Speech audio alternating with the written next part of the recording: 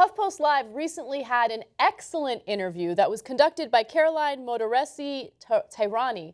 And she was interviewing R. Kelly because apparently he has a new album coming out.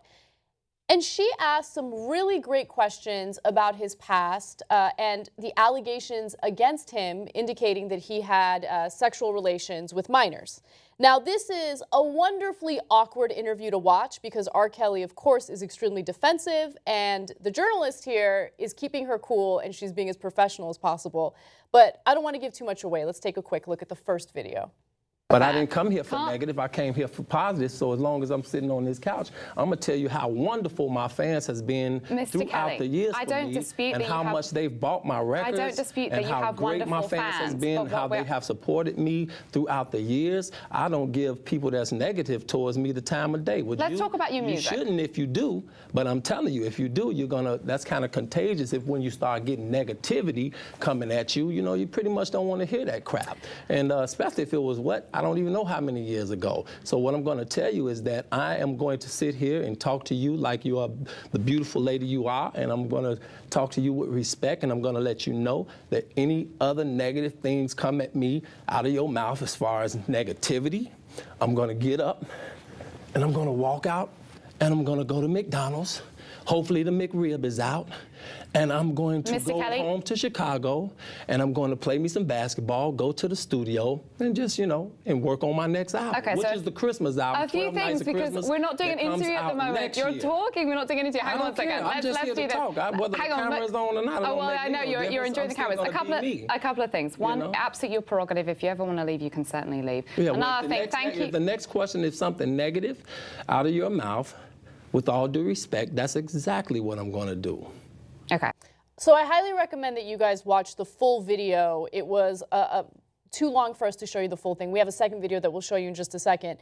But the accusations that Caroline mentioned are, I think, fair game to ask in an interview. Now, just to list a few of them, in 1996, a 20-year-old by the name of Tiffany Hawkins sued R. Kelly for $10 million because she accused him of having a sexual relationship with her when she was only 15 and he was 24. He settled that out of court in 1998 for $250,000.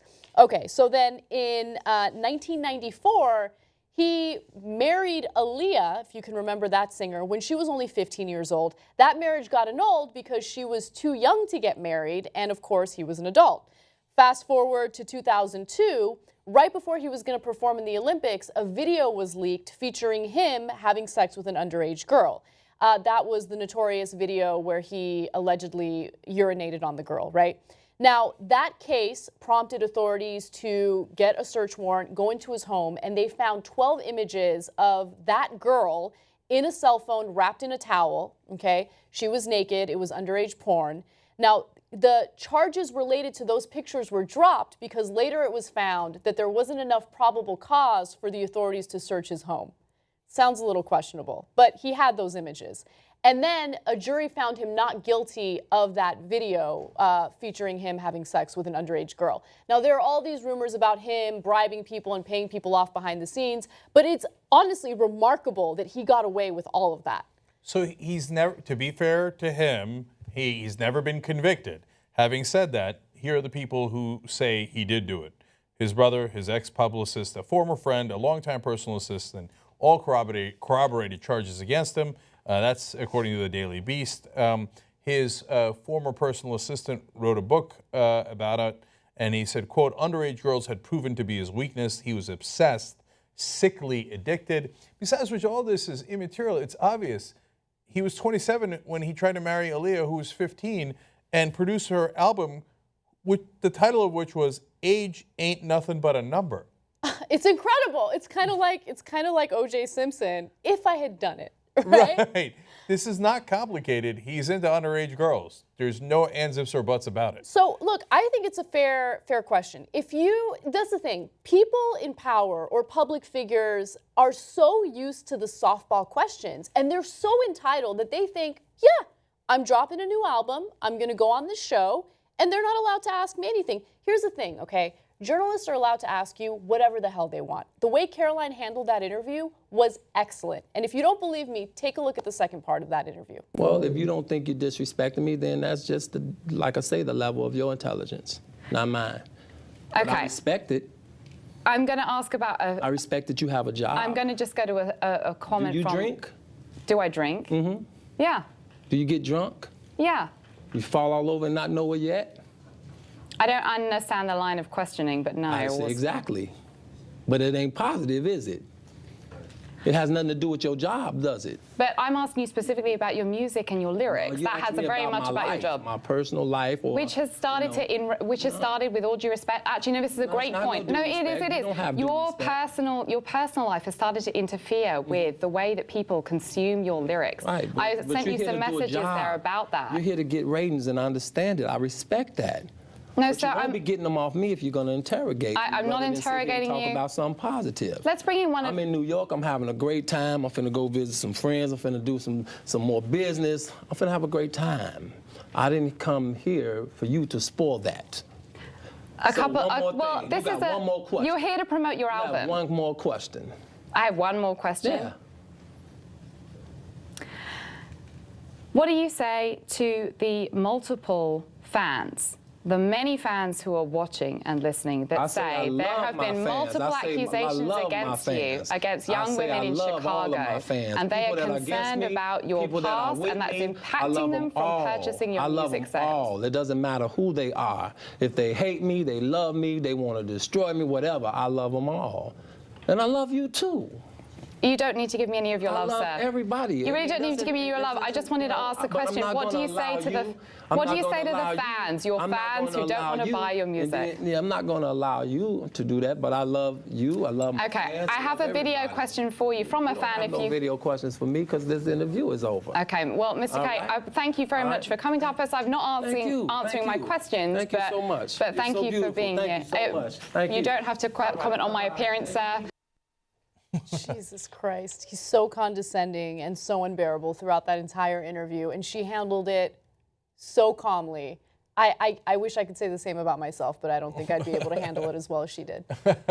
Okay, so, well, I love it because that was an act of journalism. Yeah. So you're not supposed to be cowed by these celebrities, and he's threatening her in every single way. He's saying, you better watch what's coming out of your mouth. Yeah. And what kind of way to phrase it is that? He also said, I respect you as a woman who has a job. Was that him trying to indicate that he's going to get her fired? Good luck with that. Right. Or maybe that he's surprised that a woman has a job. Right. Either way, it doesn't sound very good. He said he's going to go to McDonald's next. By the way, it was in one of the dozens of lawsuits against him, he was accused of trolling McDonald's, let alone middle schools and high schools, to try to pick up underage girls. So that's not the direction I would have gone if I was him in explaining that. But to me, the most important part of this is the celebrity culture. Mm-hmm. How dare you ask me a question? This is not an interrogation, he said. No, it's an interview. In an interview, we ask questions and you answer them. And his assumption is, no, you're supposed to kiss my ass. You're supposed to kiss my ass and allow me to utilize your platform to plug the work I'm doing. That's all this is about. It's about me promoting the work I'm doing and not talking about anything interesting. Here's the thing. No one cares about having you on their program to talk about your album, okay? I hate that reporters, news shows always have to do that, like figure out if they're working on something so we can have them on under this whole facade of us being interested in their fucking album so we can ask them questions about that and then finally get to something we're actually interested in. Everyone working in media has to do that because of this fight over access. Here's the thing. No interest in your album. No interest in having you on our program to talk about your album. It's not supposed to be a platform for you to get free publicity, and that's unfortunately what media has turned into. But that used to be the exception. Now it's the rule. Yes. You don't get to ask me any questions other than the ones I want you to ask me about how I'm going to make more money by selling this particular product, if it's an album, a book, a new TV show, or a new movie. So it's kind of grotesque what the entertainment industry has turned into. And this is a news story now because she actually did what she was supposed to do, which then shines a light on all the people who never do that. And look, is it legitimate to ask about past transgressions that he's had? Well, she said it relates to your music. It really does. When you publish an album called Age Ain't Nothing But a Number, in the case of Aaliyah, well, you put the album out saying, yeah, I'm having sex with underage kids, and it ain't a big deal. One of his other albums was called Trapped in the Closet. Okay, I don't know what that's about, but it's fair to ask. I'm sorry, that was one of his songs. And so, yeah, if you're writing about it, and then you're brazen enough to brag about how you're having sex with underage girls in your lyrics, it's the least a journalist could do is ask that question. Yeah. And unfortunately, celebrities are all like Trump-esque. Yeah. Listen to this quote from the interview. He says, everywhere I go, from malls to restaurants to tours, sold-out tours, overseas and back, and everywhere I've been, I'm a man who's been around the world multiple times. And everywhere I've been, I get nothing but love. Sounds like Trump, doesn't it? It really does. Yeah. Because if you're wondering why Trump exists as he does and all these celebrities act in the way that they do, because they're surrounded by sycophants, and the entire entertainment news industry has turned into sycophants. So wherever they go, everybody's telling them, oh, R. Kelly, you're great, man. Way to piss on that girl. Way to be. Yeah, you're great, R. Kelly. You're the best. Oh, my God, I'm so glad you dropped that album. Oh, that album is so hot. Oh, I can't wait till you drop the next album. You're so great. Everybody in the world loves you, R. Kelly.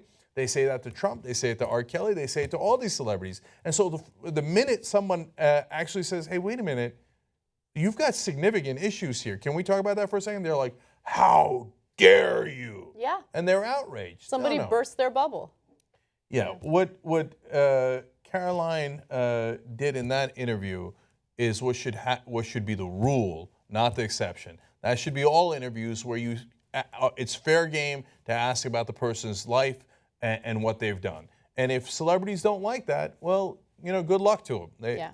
But look, there's plenty of kiss-ass places they can go to get that kind of interview.